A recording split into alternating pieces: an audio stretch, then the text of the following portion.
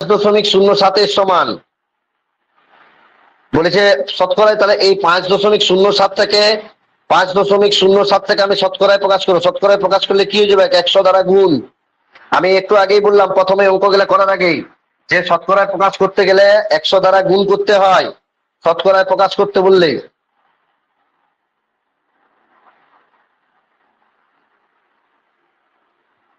তাহলে দেখো গুণের সময় দশমিক ডান দিকে সরে দুটা শূন্য দ্বারা ভাগ করছি। দশমিকটা 5-এর পরে ছিল, 0-এর পরে 1 ঘর, 7-এর পরে 1 ঘর। এখানে দশমিকের কোনো দরকার নেই শেষে।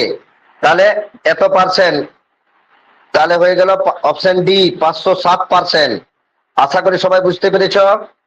পরের অঙ্ক কি আছে না, একটি সংখ্যার 38% ও 24%-এর পার্থক্য। এই যে 38% আর বিয়োগ 24%, এই দুটার আগে আমি পার্থক্য বের করবো। কত হচ্ছে? 4 আছে 8, 4 দিতে 3, 2 আছে 3, 1 14%। তাহলে 14% সমানই হচ্ছে এইটা। তাহলে অতএব 14% সমানেই 135.10। 1% সমানে 135.10/14।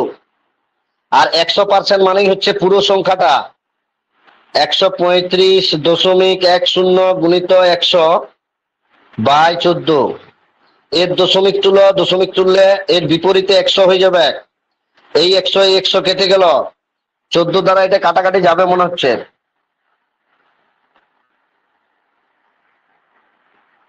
আচ্ছা প্রথমে 2 দ্বারা কাটো। 6 দুগুণে 12, 13, 15, 7 দুগুণে 14, 15, 11, 5 দুগুণে 10, 5 দুগুণে 10, 7 দুগুণে 14। 7 দ্বারা এটা কাটাকাটি যাচ্ছে নিশ্চয়ই। 7 9 63। এই ভুল হয়ে গেছে মনে হচ্ছে কোথাও। ও হো, আচ্ছা ঠিক আছে ঠিক আছে, আমি করি অঙ্কটা।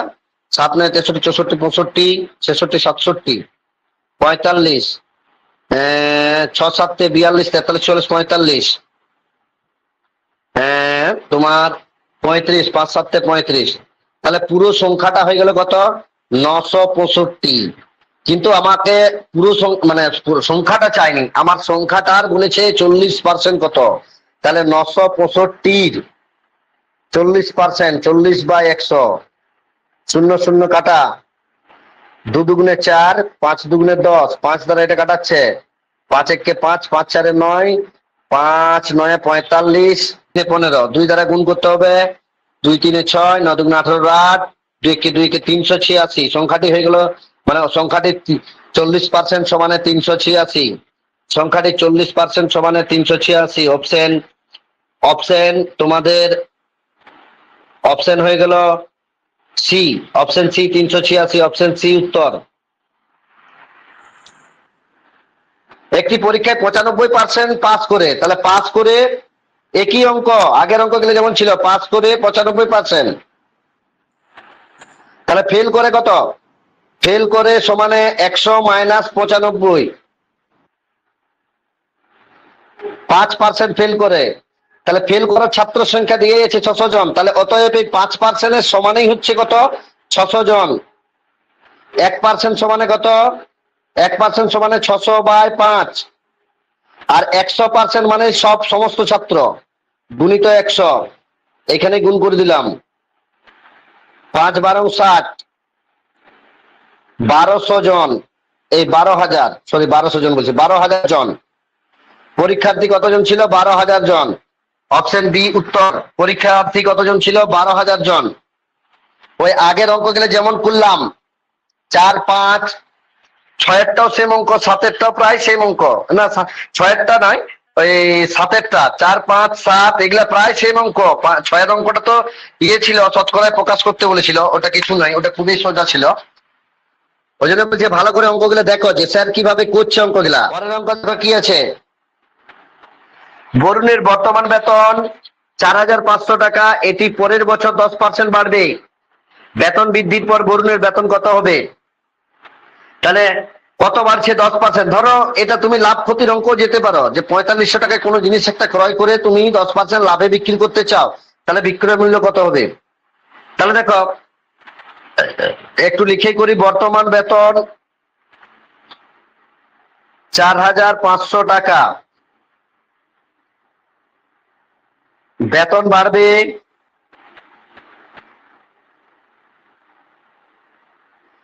10%।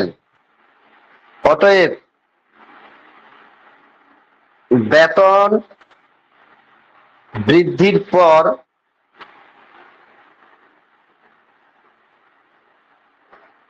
বেতন হবে 4,500 গুণিত 110 বা এই যে যোগ হয়ে গেল 100টা বাড়ছে তার জন্য যোগ, শূন্য শূন্য কাটা, তাহলে 4 5 4 5 5 5 4 9 4 400, 4,950 টাকা। তার এক বছর পরে বেতন কত হয়ে যাবে? 4,950 টাকা। আশা করি সবাই বুঝতে পেরেছ। তোমাদের mock test, full mock test 2 নম্বরের একটা অঙ্ক ছিল, দেখবে 2 নম্বর কি 1 নম্বর ফুল মক টেস্টে একটা অঙ্ক ছিল, বর্তমান বাড়ির মূল্য যদি 1,20,000 টাকা হয়, তাহলে প্রতি বছর 10% হারে যদি বাড়ে, তাহলে 2002 সালে, মানে এক বছর পরে যদি 10% বেড়ে যায়, তাহলে 2002 সালে বেতন বাড়িটির মূল্য কত হবে? সেম অঙ্ক এটাও। ঠিক আছে, আশা করি সবাই বুঝতে পেরেছ। পরের অঙ্ক কি আছে? 10 নম্বর অঙ্ক কি আছে দেখো, যে 315 টাকার 66.23% কমা দিয়ে লেখা আছে, কমা 200 টাকার থেকে 200 টাকা থেকে কত বেশি? আগে আমাকে 315 টাকার মানে গুণিত 66.23, 66.2/3% সমানে 315 গুণিত 318 318 একে 19, মানে 200/3 গুণিত এই যে পার্সেন্টেজ উঠানোর জন্য 1/100, এই শূন্য কাটা, 3 দ্বারা এটা কাটাচ্ছে, 3 একে 3, 3 5 15, তাহলে 5 2 10, 2 একে 210 টাকা। 315 টাকার 66% মানে হচ্ছে 210 টাকা। তাহলে 200 টাকা থেকে কত বেশি? না 10 টাকা বেশি। তাহলে অতএব 210 বিয়োগ 200 সমানে 10 টাকা বেশি, 10 টাকা বেশি। এটাই অ্যান্সার, অপশন এ উত্তর। আশা করি সবাই বুঝতে পেরেছ।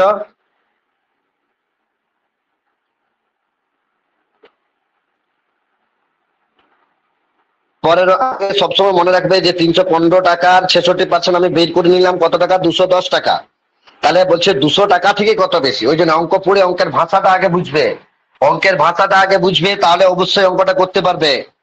বারবার বলছি, আজকে অনলাইনে যতগুলোই অঙ্ক করানো হোক না কেন, বাড়িতে আজকে মিনিমাম 5 থেকে 7 বার এই অঙ্কগুলো রিভাইজ মারবে, 5 থেকে 7 বার অঙ্কগুলো রিভাইজ মারবে। পরের অঙ্ক কি আছে? চালের দাম 4% কমেছে। আগে যে দাম, আগে যে দামে 48 কিগ্রা চাল কেনা যেত, এখন সেই দামে কত কিগ্রা চাল কেনা যাবে? তাহলে চালের দাম 4% কমে গেছে, তার মানে এখন চালের দাম কত? তাহলে দাম কমেছে সমানে 4%। আচ্ছা, তাহলে বর্তমান দাম, তাহলে 100 মাইনাস 4 সমানে 96%। তাহলে 100 মাইনাস 4 সমানে 96%। তাহলে বর্তমান, তাহলে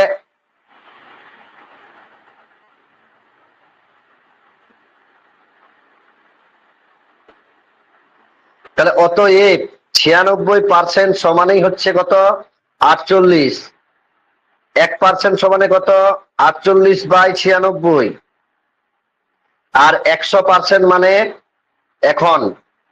এখন আগে তো 100 টাকারই কিনত, তাহলে 48 দুগুণে 96, 50 দুগুণে 100 সমানে 50 কেজি বর্তমানে চাল পাওয়া যাবে। 50 কেজি, অপশন সি উত্তর। আগের যে অঙ্কগুলা করালাম 4 5 7 8, হ্যাঁ এগুলা সব একই অঙ্ক, 11 সব একই অঙ্ক। আশা করি সবাই বুঝতে পেরেছ। এখন তোমরা এখন প্রশ্ন করবে যে স্যার 96% 48, কারণ আগে ধরো আমি কিনতাম 100 টাকা কেজি চাল ছিল, তাহলে 100 টাকা কেজি যদি চাল হয়, তাহলে 48 কেজির দাম হচ্ছে 4800 টাকা। এখন সেই চালের দাম হয়ে গেছে কত? 96 টাকা কেজি। 4% কমেছে মানে 96 টাকা কেজি। তাহলে ওই যে 48 কে 96, মানে আমি তো চাল ওই টাকারই কিনছি, ওই 4800 টাকারই চাল কিনবো, 4800 টাকারই চাল কিনবো। তাহলে 4800 টাকারই চাল কিনলে আমার কি হয়ে যাবে না, আর 96 দ্বারা 4800 টাকা ভাগ করলে উত্তর হয়ে যাবে 50 কেজি। ঠিক না? তুমি যেভাবে করতে পারো, যেভাবে করতে পারো, কোনো অসুবিধা নেই। আশা করি সবাই বুঝতে পেরেছো। আজকে এখানে ক্লাস শেষ করছি। আর এই অঙ্কগুলা বাড়িতে খুব ভালোভাবে 7 থেকে 8 বার রিভাইজ মারো এখনই।